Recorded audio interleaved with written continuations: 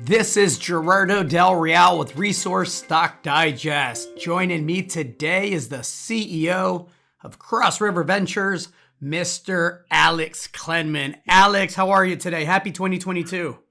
Yeah, same to you, and thanks for having me, Gerardo. Always a pleasure to speak with you. Let's get right into it. Rubber's about to hit the road. hmm You had a financing here recently. I had several subscribers that participated in that financing. Here we are 50% higher later, a month later. I've had some nice notes, but I got to tell you, those notes will be nothing in comparison to the notes you will receive if you actually hit at McVicker. It looks like you're excited for the drill program. You just increased the land package and you have an update on the winter drill program. So I wanted to have you on. How are things coming along, Alex? Oh, great. What we did today, we put out news. These were small open ground packages surrounded by our larger claim block that were sort of sitting there.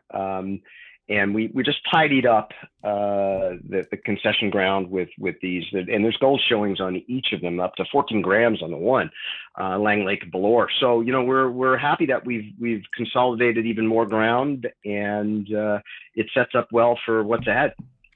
Let's talk about what the drill program is looking to target. You are 150 kilometers east of the Red Lake Gold Camp, which everyone knows, right? Over 20 million ounces of gold there. You're 50 kilometers east of the Spring Pole Gold Deposit, which is 5 million ounces of gold, and 20 kilometers northwest of the Golden Patricia Mine, which is just over 500,000 ounces of gold. You also have a technical team that is among the best in the business. Tell me about the two main targets that you're going to be targeting here with the initial program.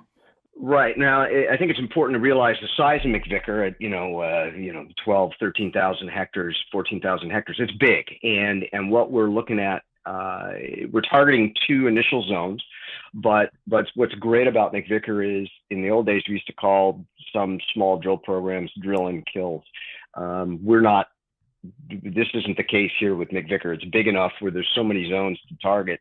But we are going into the two that have stood out in their last year of data compilation and groundwork, and they're the Bearhead zone and the altered zone. And the Bearhead is really interesting because it is a newly discovered trend. It's about minimum 700 meters long. It's open in all directions.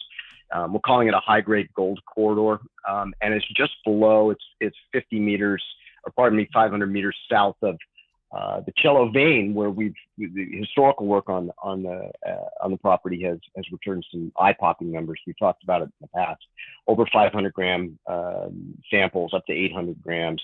BHP did a chip sample program back in the early 90s, and the average grade of the 34 chip samples was 28 grams per ton. So, this is an area that does have gold. It takes systematic exploration and drill programs to piece it all together and delineate a resource. So that's our goal.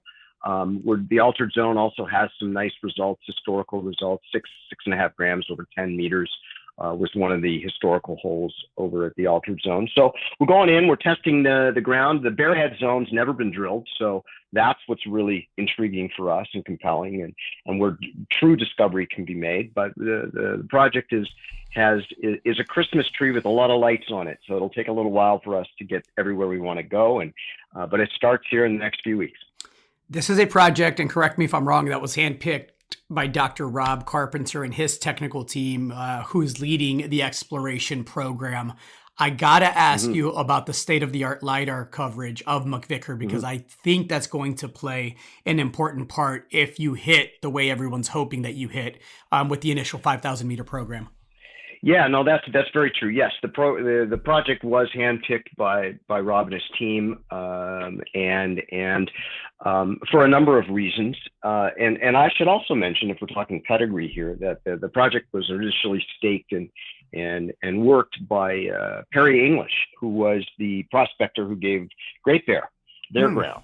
So there's even more, I guess, marquee provenance to the project, but at the end of the day, really, they pick these projects because of the upside potential. They're not looking for small deposits. They're looking for multi-million ounce deposits.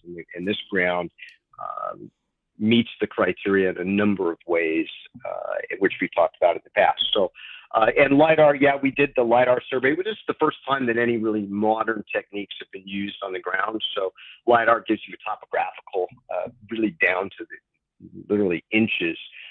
So you can measure topographically what you see geophysically and geochemically, and that builds sort of a three-dimensional look, a real high look, high above, downhole look, if you will, at what the ground is doing. And you're targeting the breaks and the folds and the faults. These are the areas where gold deposition pools. And if you can do this before you put the holes down, if you can use the data and the newer technologies, you're going to lessen your misses, and you're going to improve your chances in a more efficient way. So that's really what LiDAR and the other things we've done have helped us do. And as I mentioned, we're weeks away from breaking ground. So that's exciting. I've always tended to gravitate towards early stage exploration projects that have district scale potential. And you mentioned pedigree. Anytime that I see a project handpicked by someone with the pedigree of Dr. Rob Carpenter and the team, and led, by you, I can't help but be excited. Let's see what Mother Nature left behind. I'm excited for the results. Anything to add to that? Yeah, I would just, here's the state of affairs in this business we're in, and you get a lot of drill speculators. They're like, it's like bets on Super Bowl day. So I would caution people to understand the size and scope of McVicker, and that it may take more than one drill program to make the impactful discovery that we're after. But obviously, we'd love to see something early on. And we also have a project portfolio. I mean, we're not a one-trick pony. We've got several other projects of merit that have generated some amazing data over the last year. I would urge anybody of interest to go check our website out and read about the other projects we have as well. But it's great to have a flagship like McVicker. As you mentioned, it's a district scale. It's handpicked. It has all the prerequisites you want when there's hunting for elephants. So now we'll see what Mother Nature has in store for us. Where's the market cap at now? I mentioned the 50% move here in the last month. That's really coming from, a very, very low baseline and a 52-week low. Where are we at now? Yeah, no, well, obviously, if you could have bought this stock at 10.5, 11 cents in the beginning of December. So yeah, we've made a great turn. Our market cap is more around 8 or 9 million, I think, at this point, maybe 10. We've got about 54 million out. And we're trading, at 18, 19 cents. So again, you always ask me these questions and my math is terrible, but I wish I could give you the accurate, but upon discovery, I think that market cap inflates. The last time Dr. Carpenter monetized an asset on the back of a discovery he made, what was that sale price like? Yeah, I think that was a $500 million deal with Goldcorp. Yeah, you didn't stutter on that one. It's a lot of runway there. Yeah. Alex, thanks for coming on. I appreciate it.